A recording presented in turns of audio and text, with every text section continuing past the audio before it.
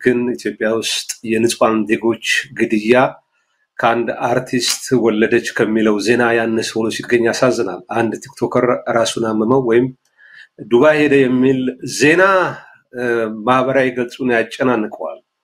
ንጹሃን ዜጎች ግን ወይ በሃይማኖታቸው ወይ በማንነታቸው በታጠቀ ኃይል ተገደሉ፣ ተጨፈጨፉ፣ በአሰቃቂ ሁኔታ ተገደሉ የሚለው ዜና በጣም ወይ ተለምዶ ይሁን አላቅም ሰው ጆሮ ዳባ ልበስ እያለ ነው። በዚህ ደረጃ የሰው ልጅ ክቡሩ የሰው ልጅ ህይወት እያለፈ ነው። በዚህ 5 ዓመት ያየናቸው ብዙ ጉዶች አሉ።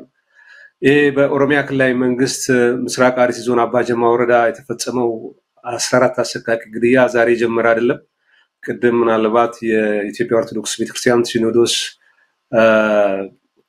ጉባኤውን ሲጨርስ ባወጣው መግለጫ እነዚህን እንኳን አላካተተም ብለዋል።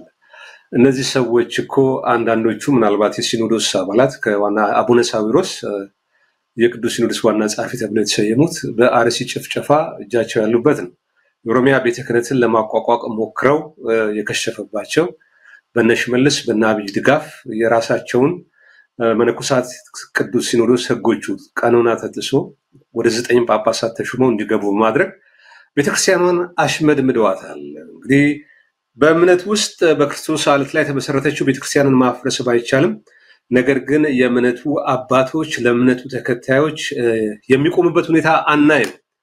ለጥቅማቸው ለስጋቸው ያደሉ ነፍሳቸው ይራቁ ነው። ለዚህ ነው ሀጂ ሙፍቲ ሲሞቱ ሙስሊሙም ክርስቲያኑም ከተጠቁት ጎን የሚቆም አንድ ብቸኛ አባት አጣን በሚል ነው ሲያነባ የነበረው።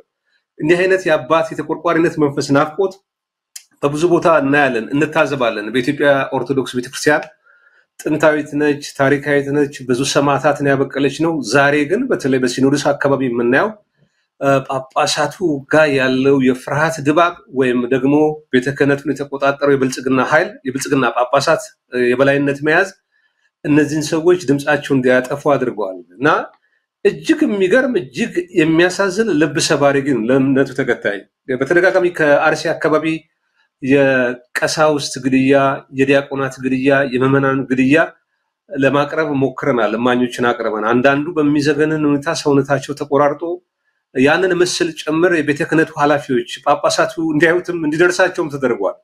ግን ጆሮ ዳባ ልበስ ነው ያሉት። በዛ ጉዳይ የቀድሞ ቅዱስ ሲኖዶስ ዋና ጸሐፊ አቡነ ጴጥሮስ ብቻ ናቸው በኤምኤስ ላይ ቀርበው ቃላት አጠረኝ ብለው እንባ የተናነቃቸው በቁጭት የገለጹት። ሌሎቹ ምንም በቃ የራሳቸው ወገንም አይመስላቸውም እና አንዳንድ ጊዜ ግራ ነው የምንጋባው። በተወሰነ ነገር ለማንሳት ፋሲል ማስታወሱ ተገቢ ነው። በአርሲ አካባቢ ሆን ተብሎ በተቀናጀ በተደራጀ መንገድ የንጹሃን ግድያ ተጠናክሮ መቀጠሉ ምን ያሳያል? የኦሮሚያ ክልላዊ መንግስት በቀጥታ እጁ አለበት፣ በቀጥታ ባይሆን በተዘዋዋሪም ብለን መደምደም እንችላለን። ዞሮ ዞሮ በሁለቱም መንገድ ተጠያቂ ነው። ፌዴራሉ መንግስት ያው አቀመቢስ ሆኗል፣ ወይም ደግሞ ሆን ብሎ እዛ አካባቢ ነገሮች በዚህ መልኩ እንዲቀጣጠሉ ወይም የእርስ በርስ ግጭቱ እንዲካሄድ ይፈልጋል። በአርሲ የተካሄደውን ነገር ስም እየጠቀስን እንደው 1 ደቂቃ ልውሰድ። አርሲ ዞን ጀጁ ወረዳ ሰኮራ ቀበሌ ሐምሌ 4 ቀን 2017 ዓ.ም አቶ ክፍሌ ጌታንና መኩሪያ ክፍሌ አባትና ልጅ ተገድለዋል በአሰቃቂ ሁኔታ። ሐምሌ 11 2017 ዓ.ም ሐምሌ 4 ከታገቱ በኋላ ቄስ አድማሱ ጌታንና ወንድማቸው ወገኔ ጌታን 1 ሚሊዮን ብር ተጠይቆባቸው 750 ሺህ ብር ከፍለው ቤታቸው ደጃፍ ላይ ረሽነዋቸዋል። ገንዘቡንም ተቀብለው ነው። እጅግ ያማል። ሐምሌ 4 ቀን 2017 ዓ.ም በምዕራብ ሸዋ ዞን ኖኖ ወረዳ ጉራጌ ዞን አበሽጌ ወረዳ አዋሳይ ላይ 20 የአማራ ተወላጆች በኦሮሚያ ፖሊስ ልዩ ኃይል በሚባለው ተገድለዋል። ምስራቅ አርሲ ሮቤ ወረዳ ቤተ ክህነት የገደብሳ ደብረ ሰላም መድኃኔዓለም ቤተክርስቲያን አገልጋይ የነበሩት ካህን ቀሲስ ተስፋዬ ረታ ሰኔ 21 ቀን 2017 ዓ.ም ከምሽቱ 1 ሰዓት ላይ ገለው አስከሬናቸውን ቆራርጠው ጥለው በሁለት ጊዜ ነው የቀብር ስነ ስርዓቱ የተፈጸመው። የእሳቸው አስከሬን የተቆራረጠው ኤምኤስ ደርሶታል፣ ግን ያ ተመልካች ለማቅረብም ህጉም አይፈቅድልንም፣ እኛም አናደርገውም። በጣም የሚያም ነገር። ይሄ ግን የቤተ ክህነት ኃላፊዎች እንዲደርሳቸው ተደርጓል። አላዩም፣ አልሰሙም። አሁንም ቀጥሏል። ጥቅምት 4 እንግዲህ ፋሲል ቅድም በዜና ያቀረበው የ14 ንጹሃን ዜጎች ተገደሉ። ማን ሸኔ ይላል? ከዛስ አካባቢው ማህበረሰብ ሄደ ሲጠይቅ አይ ማህበረሰቡ ራሱ ሊከላከል ሲል የክልሉ የጸጥታ ኃላፊዎች አይቻልም ብትገቡ ዋ ብለው ያስፈራሯቸዋል። ከብታቸውን አንዳንዶቹ መሬታቸውን ሸጠው የገዙትን መሳሪያ ይረከባሉ። የትኛው ሸኔ እንደሆነ የትኛው የሽመልስ ቡድን እንደሆነ የትኛው የጃልመሮ ቡድን ድርጊቱ እንደሚፈጽመው አናውቅም።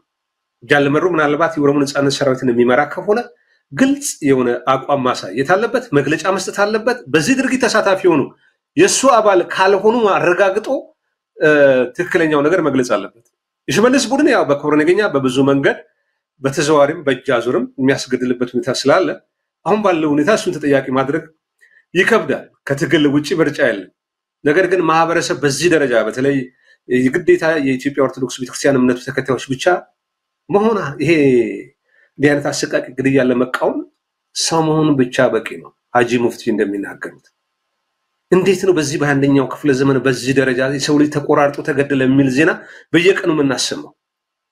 የእያንዳንዳችን ክሽፈት፣ ፍርሃት፣ ስንፍና ያወለደው ቦታው ላይ የማይገባቸው ትናንሽ ሰዎች ተቀምጠው ትላልቅ ማህበረሰቦችን እየጨረሱ ያሉበት ሁኔታ ተፈጥሯል።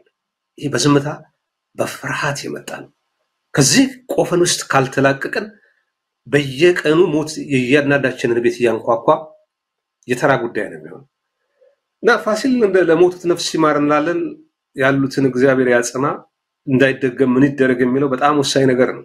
ነገር ግን በቃ ተራ ዜና እየሆነ ነው።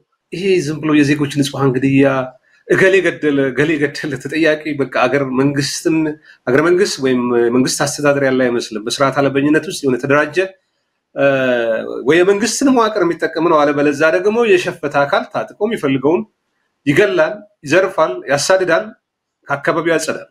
በአርሲ ላይ የምና ኤትኒክ ክሊንሲንግ የዘር ማጽዳት የሚመስልም ነገር አለ። ሃይማኖታዊ ይዘትም አለ። እንቆቅልሽ ሆኖ ዘልቋል። ለነዛ ምስኪኖች አንደበት የሚሆንም ተቋም የለም። የሰብአዊ መብት ተቋም የለም፣ የሃይማኖት ተቋም የለም፣ የመንግስት መዋቅር ወይም ስርዓት የለም። ምን ይሻላል? እንደው ዝም ብለን ሀዘን ከመግለጽ ባሻገር እንደ ማህበረሰብ እንደው የሚቆጠቁጥ ነገር የለም ወይ?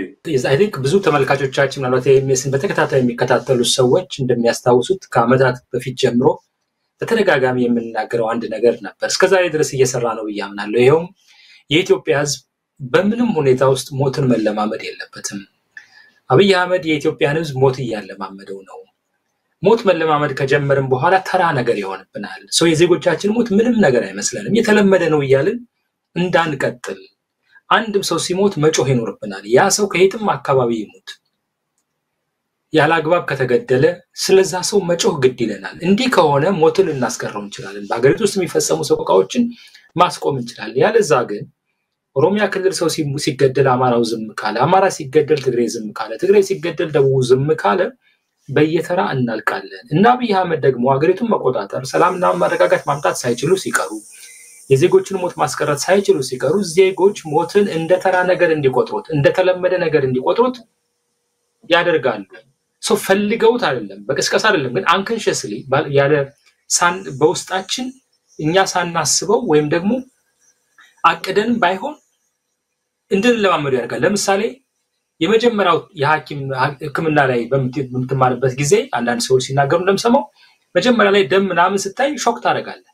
ወይም ውትድርና ስትገባ የሰው ደም አስከሬን ስታይ አይተማታ ከሆነ በጣም ነው የምትደነግጠው።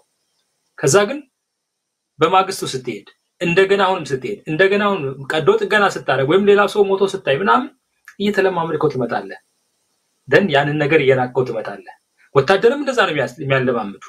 መጀመሪያ ድንጋጤ ይፈጥሩብሃል፣ ታያለህ፣ በቃ እንዴ ነው ወይ ምናምን ትላለህ። ከዛ በተደጋጋሚ ስታየው የተለመደ ነገር ይሆንና ትረሳዋለህ። የኢትዮጵያ ህዝብ እነዚህ በፕሮፌሽን ደረጃ ነው፣ በህክምና በምናምን በውትድርና በምናምን ደረጃ እንደዚህ አይነት ማድረጉ ስራህን ለመስራት ሊጠቅምህ ይችላል። ነገር ግን በኢትዮጵያ ደረጃ በህዝብ በንጹሃን ዜጋ ደረጃ ግን እንዲህ አይነቱ አገር የሚጎዳ እንጂ የሚጠቅም አይደለም። ሞትን ለመለማመድ ጎጂ እንጂ ጠቃሚ አይደለም።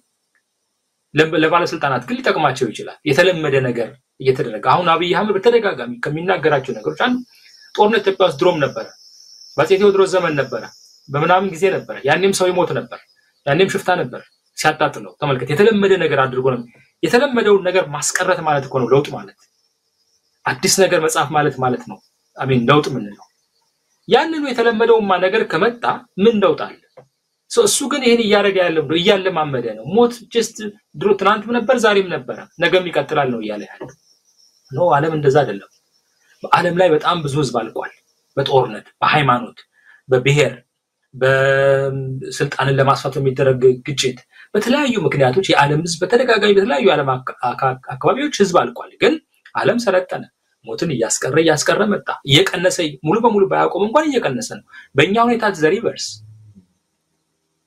በኢህአዴግ ጊዜ የነበረው የንጹሃን ዜጎች ግድያ አሁን ካለው ጋር የሚነጻጸር አይደለም ኦኬ አብይ አህመድ በኢህአዴግ ጊዜ የነበረውን የሞት መጠን የበለጠ መቀነስ ሲገባው በብዙ ሺጥፍ ነው ያሳደገው ሰሞተን አለማመደ ተራ ነገር አደረገው ስለዚህ ማን ነው አሁን የሚጮኸው አርሲ ይሄን ያህል በየጊዜው ሲያልቅ ማን ነው የሚጮኸው ቤኒሻንጉል ሲያልቅ ጋምቤላ ሲያልቅ ምን ሲያልቅ ማን ነው የሚጮኸው በጣም ጥቂቶች ሞትን አንለማመደውም ያሉ በአብዛኛው በውጭ ሀገር ስለሰው ህይወት ግድ የሚላቸውና አንዳንድ ለህሊናቸው ያደሩ ፖለቲከኞች ናቸው ወይም ደግሞ የሃይማኖት ሰዎች ወይም የሳይንስ ተቋማት ተከራካሪዎች ናቸው ገና ሞትን እነሱ ወራዲ ወስራል ሞትን አንለማመደውም ስላሉ ሌላው ግን ሞትን ተለማምዶት እንደ ተራ ነገር አይቶ በሌላ ጉዳይ ነው ሰርፕራይዝ ተደረገው እንጂ በራስ ወገኖች ሞት አይደለም ይሄ በጣም ያሳዝናል በጣም ጥቂት ነው በኢትዮጵያ ፐርሰንት ደረጃ ካየው ለሞት የንጹህ ዜጋ ግድያ ግድ የሚለው በፐርሰንቴጅ ካየው በጣም ጥቂት ነው በጣም በዚህ ደረጃ ተጎድተናል ብዬ አምናለሁ